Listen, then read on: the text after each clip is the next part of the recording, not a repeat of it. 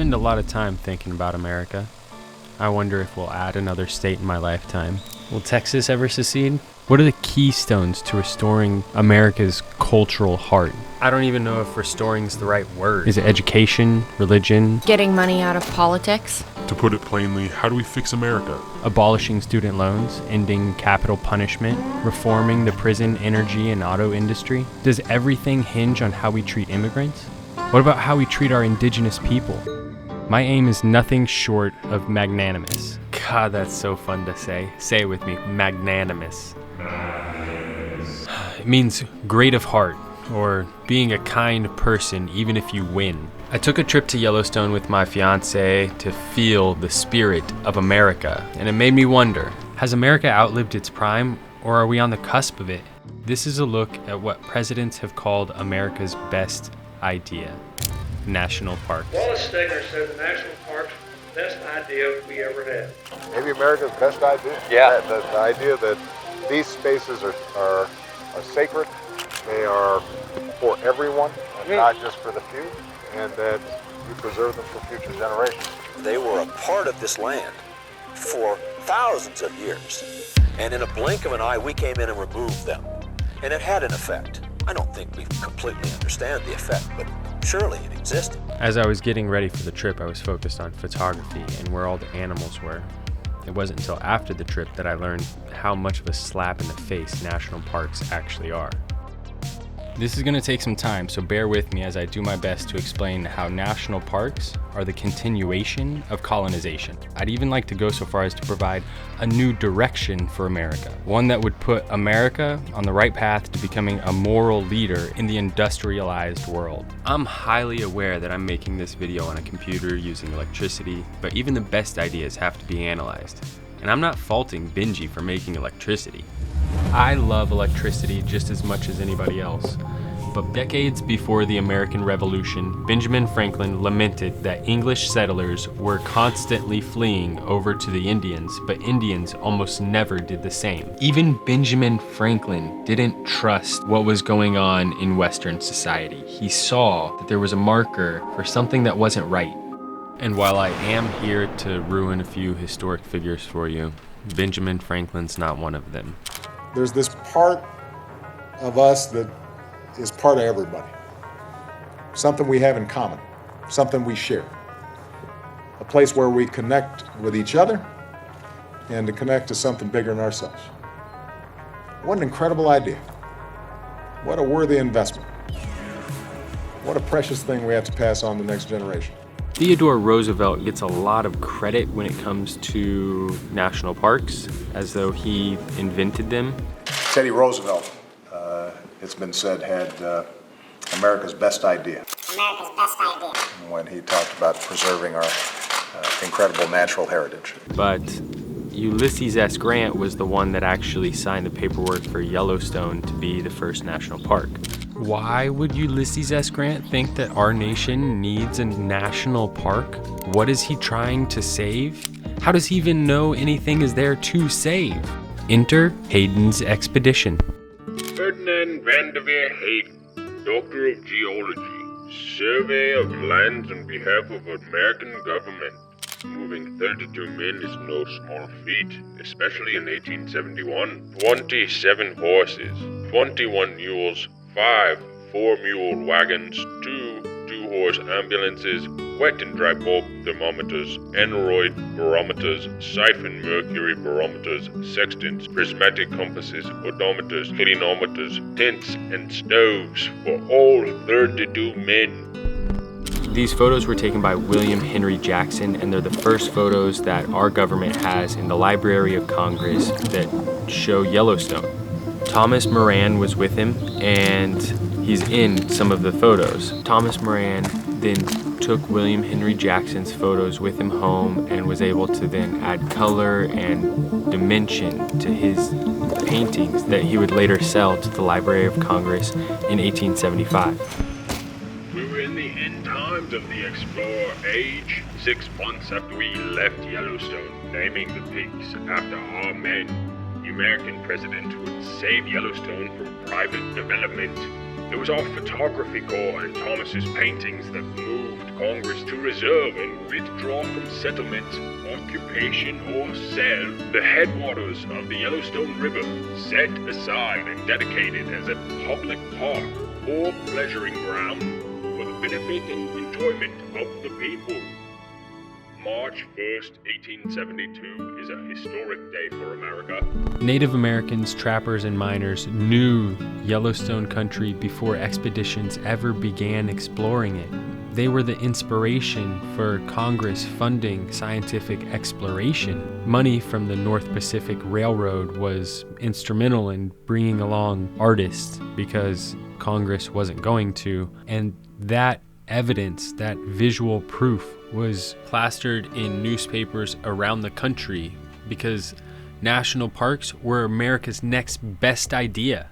And by 1883, the North Pacific Railway had a line to a national park, the first one of its kind. That wasn't even original legislation though, which is why some people cite the 1864 Yosemite Valley Parkland Grant as the original national park, but it never said the word national in it, so that doesn't count, obviously.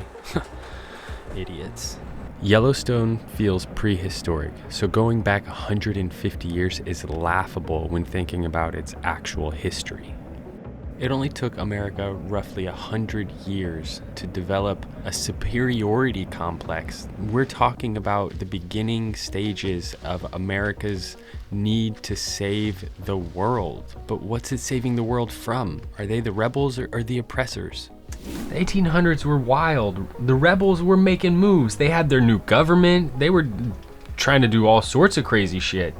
They bought up all of the Louisiana Purchase. How do you buy land from a country that stole that land? It's not their land. They can't sell it.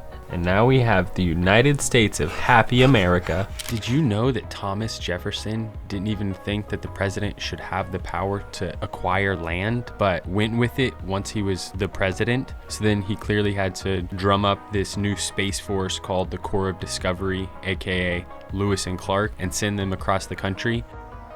To be honest, I don't really care anything about Lewis and Clark. They didn't even go see a volcano when they were right next to it. And they were told by the people that lived there, what kind of idiots don't go see a volcano? What kind of explorers don't go see a volcano? Some of the earliest explorers to make it to Middle America said the hills looked black just because the density of bison. And it's hard to reconcile that image with the image that I got. And this whole trip every morning felt majestic, but it just felt hollow without acknowledging the other side of this story, the indigenous person's perspective. And all these years that I'm talking about, the Indian War, the American government's war on Indian people, was just switching, evolving to a legislative war. It's a war that's still ongoing and has prisoner of war camps in our country's boundaries. They're just called reservations. And guess what's right next to those prisoner of war camps? National parks. I take you back in your history. After the American Indian hostiles had been subdued and forcibly confined to Indian reservations, it took approximately 30 years, one generation, for us to adjust and become economically viable. Contrary to what the anthropologists say and what we even ourselves are taught as Indian people. However, allotments were made smaller, our remaining lands were open to homesteading, and we were forced into reducing our livestock. Nevertheless, we made the adjustment again in less than half the aforementioned time. 15 years, and become economically self-sufficient again. But once again, the American Indian was forced into reducing our livestock. The boss farmer concept was instituted. We were told what, when, where, how much, and how little we could grow. This applied to agriculture and our livestock. Again, we recovered in a time span of approximately 15 years. We were so successful in our third recovery that the American Indians enjoyed the finest of economic times, while the rest of the industrialized world was wallowing in the Great Depression. It was then that President Roosevelt introduced the Howard Wheeler Act, better known as the Indian Reorganization Act, the IRA, which institutionalized the so-called tribal governments, which are not one of our institutions, and it is still foreign to us this very day. We have yet to recover. All said and done, the United States of America is 2.4 billion acres big. That's a big country, but not that big. You ain't all that. Russia's way bigger. Очень большой. Yellowstone's large. It's bigger than Rhode Island. It's huge. It's 63 miles north to south and 53 miles north to north. It's 63 miles north to south and 54 miles east to west. Indigenous people control roughly 56 million acres of America, while national parks control roughly 85 million acres of North America. It's wild. There's predators to humans, which is actually what we define as wild now. If there's not something that can kill a human, it's not wild. Pretty much.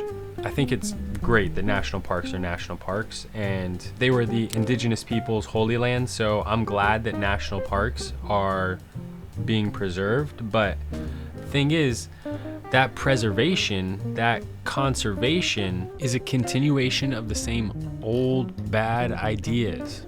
We need to figure out something new, because if we don't and we keep getting the same result, it could really mean No more glaciers at Glacier National Park. No more Joshua trees at Joshua Tree National Park. Rising seas could destroy vital ecosystems in the Everglades, and at some point could even threaten icons like the Statue of Liberty in Ellis Island. We've made good strides. We've jump-started a clean energy revolution. We're reducing carbon pollution. We're preserving landscapes. We're rallying the world to tackle climate change together, but we've got to do a lot more. And on this issue, unlike a lot of issues, there's such a thing as being too late.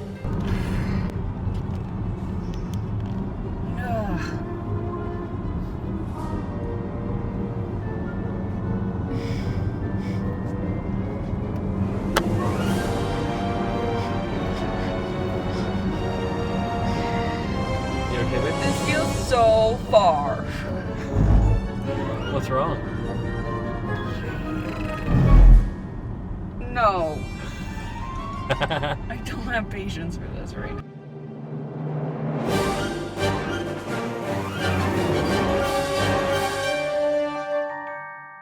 It's shitty that some of the people that had real impact in national parks have shown to be racist and anti-indigenous person at the very least. Lieutenant Gus Doane has a mountain named after him, but he was a bad dude, and he was the security escort for the Hayden expedition. There's at least one massacre attached to his name, if not more, and he seemed to be pretty spineless. He murdered indigenous people hiding under blankets.